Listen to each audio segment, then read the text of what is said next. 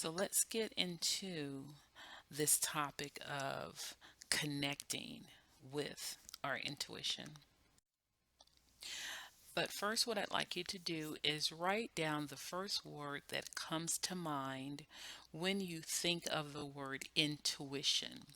I'll give you a few moments to write that down. The first word.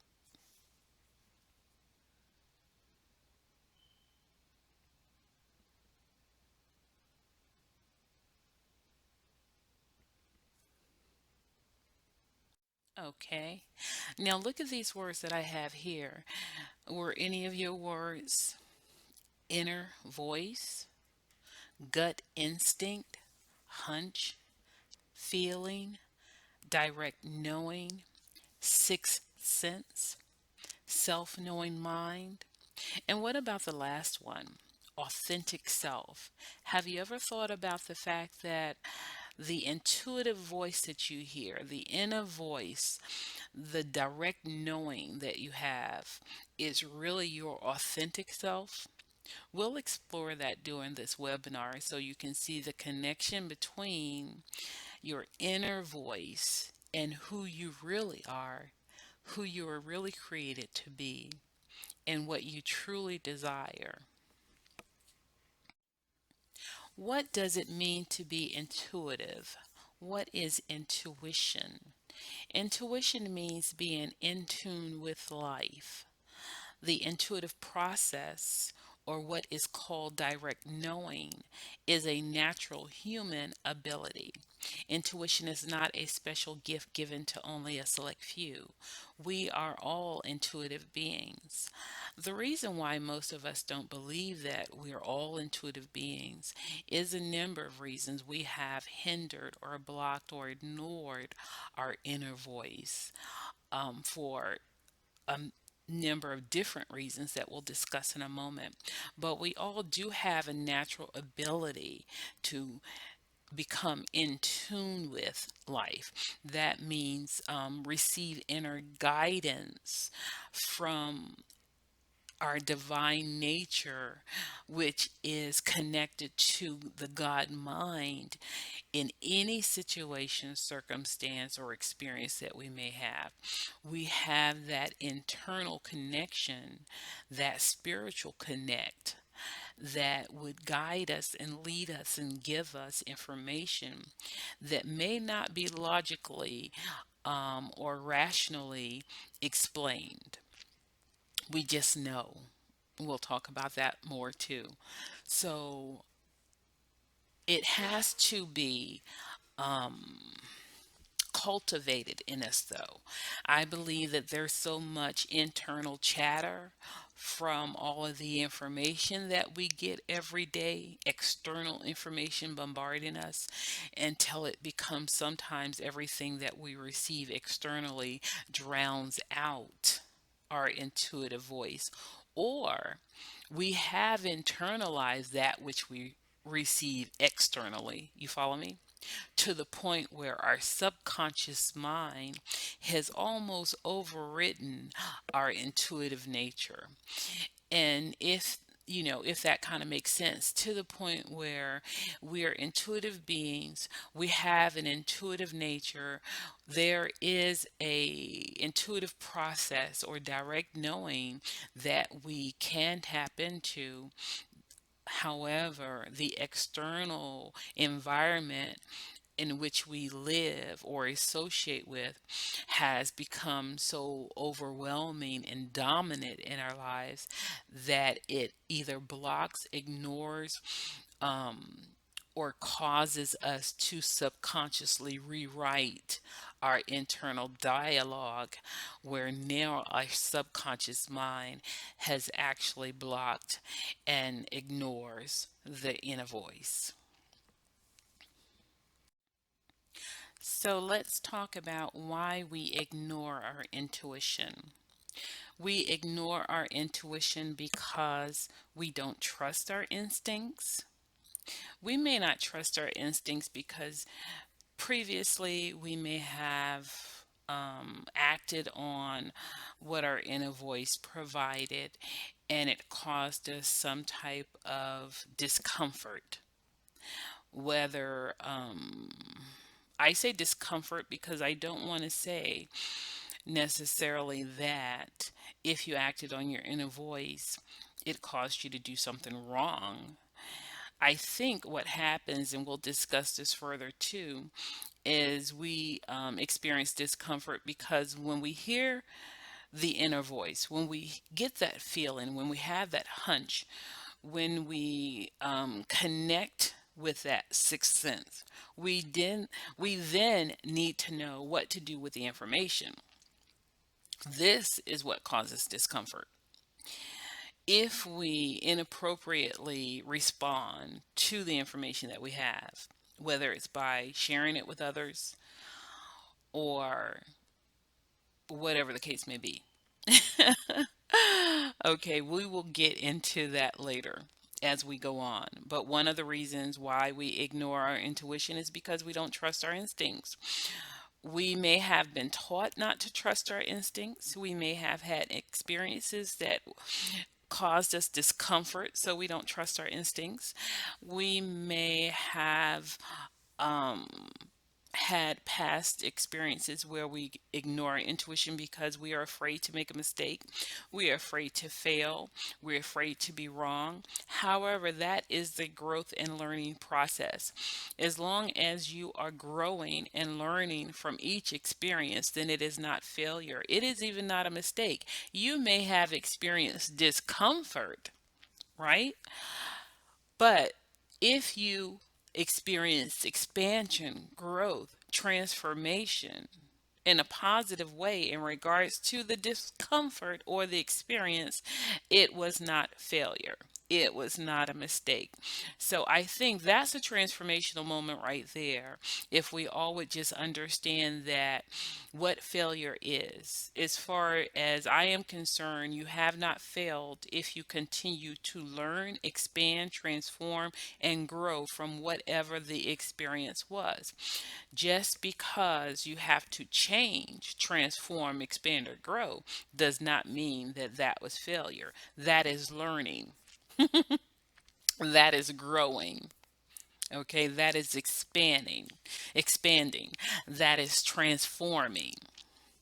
So when we no longer are afraid of the mistakes, and in all growth and all expansion and all transformation, there will be what you perceive to be a mistake. Now, see the reason why, because we define mistake based upon our discomfort level. If it causes me discomfort or embarrassment or humiliation, or if it causes me to be subjected to negative comments from others, it was a mistake. No, it was a learning process. So, we ignore our intuition because we don't trust our instincts, which may be, and most likely, it's because the last time we acted on something we knew intuitively, it caused us some type of discomfort. We ignore our intuition because we are afraid to make a mistake. And also, we go back to the key word. And the key word here is because when we make what we consider to be a mistake, it causes us discomfort. We ignore intuition because we aren't sure where the thoughts are coming from. And now this has to do with the fact of not truly knowing who we are, not knowing our connection to the divine, not knowing our connection to the God mind, because we have allowed others to define. Here we go. Who God is, how God speaks, when God speaks, what God will say, and what way God would say it. And we have allowed others to give us parameters that say if you are not doing this or living this way or acting that way or carrying yourself in such a way or proclaiming this way, then God is not speaking to you. Ah. So then we are not sure where the thoughts are coming from. We will discuss that later on as well as we get further into the webinar. But here are some of the reasons why we ignore our intuition. Now, let me ask you a question. Do you recall a time in your life when you ignored your intuition? What happened? Well, I added this question, and I'm sure it's a yes. I think we have all done this. Have you ever ignored your intuition when it came to a relationship? And what I'm getting at is, can you recall a time when you had that feeling in the pit of your stomach, or you heard that inner voice say, not now, don't do that, you shouldn't have said that, this isn't going to work, this is how you should handle it? You see? Did you have a disruption in your peace when you're about to make a certain decision? Have you been in a relationship where you knew she wasn't telling the truth? You just knew. We're not even talking about evidence. We're talking about a knowing, a direct knowing that you knew, mm, boo, what you saying is not true.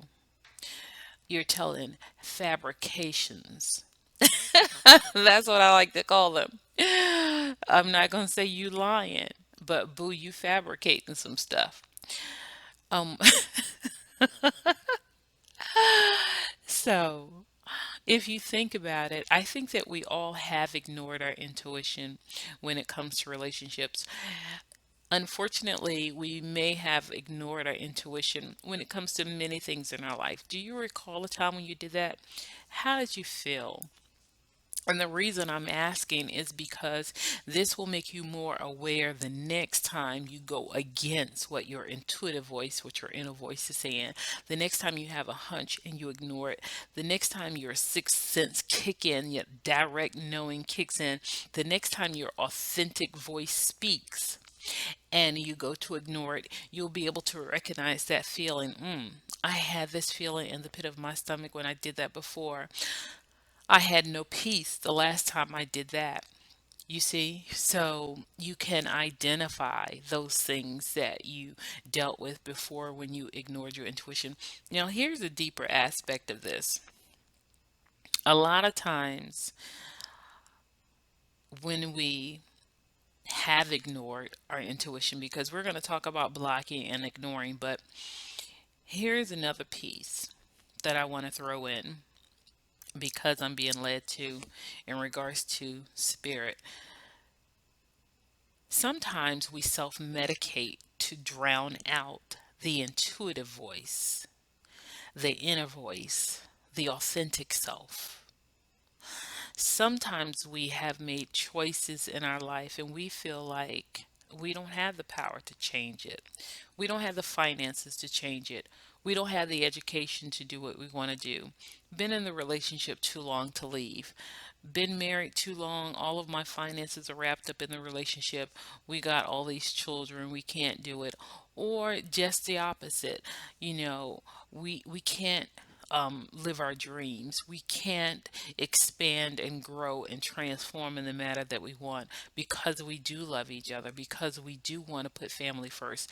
And I'm not saying that necessarily self medicating is because you will always feel bad if you're putting family first. I'm saying whatever it is that you desire to do in your heart and your mind that you can't do.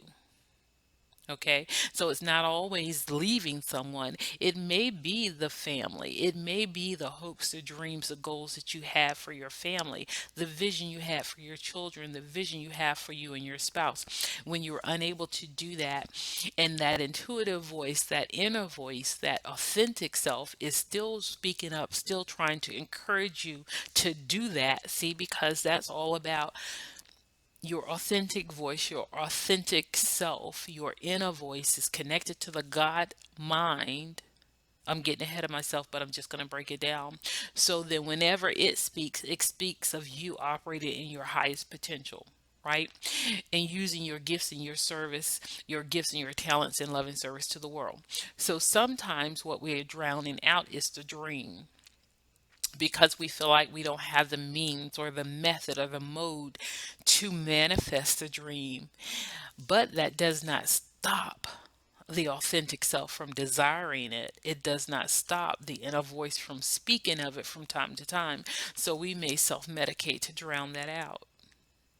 So often people may say, okay, I take a drink or so because it's the way that I can deal with a position that I don't like or a job that I don't like. I I would rather present to you this hypothesis. It's not that I get home in the evening and I think about the job that I don't like all of the time. I may, but really what we may end up self-medicating is the inner voice that is still trying to get us to pursue the dream.